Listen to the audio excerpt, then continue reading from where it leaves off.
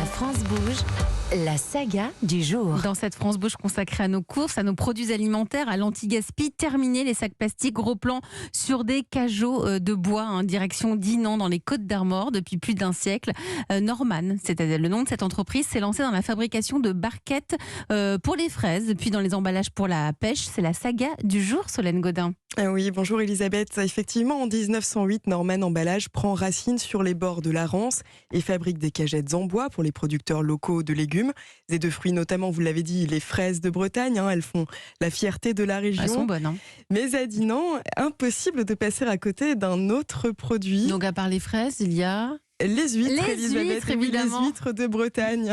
Alors, quelques années après son ouverture, l'usine crée une bourriche ronde qui devient son produit phare, comme le raconte Arthur Leport, dirigeant du groupe Norman Cévin Emballage. On avait à la fois une fonction de protection, une fonction logistique et une fonction de mise en valeur.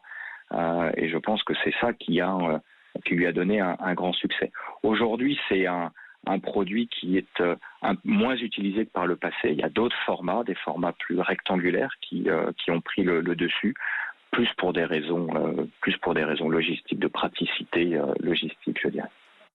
Alors ces bourriches et ces cagettes sont fabriquées avec une seule espèce de bois depuis 100 ans, Solène ?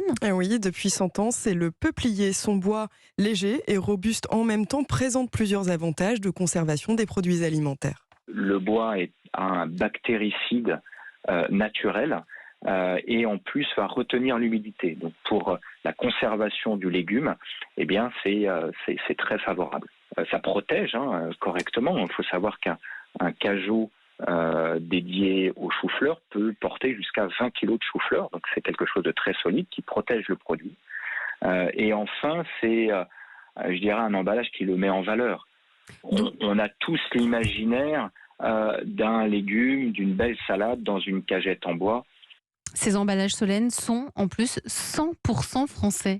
Et oui, Elisabeth, tout est fait sur le sol et je dirais même vient du sol français. Norman met un point d'honneur à s'approvisionner localement, mais aussi à replanter les arbres prélevés. On utilise des arbres qui sont à quelques centaines de kilomètres maximum autour de l'usine. Et on livre nos clients, nos producteurs, qui sont également à quelques centaines de kilomètres. Et à chaque fois qu'on va utiliser un arbre, on va promouvoir, on va même subventionner la plantation d'un nouvel arbre. Et il faut à peu près entre 15 et 20 ans pour avoir un nouvel arbre réutilisable. Et donc, on a finalement un cycle du carbone fermé comme ça, sur une durée de 15 à 20 ans. On est l'emballage aujourd'hui qui a l'impact sur les gaz à effet de serre le plus faible. Et d'ailleurs, Norman n'en perd pas un copeau. Les écorces et sciures sont recyclées pour le chauffage de l'entreprise ou encore en papeterie ou en plan de travail de cuisine. Merci Solène Godin pour cette belle saga du jour.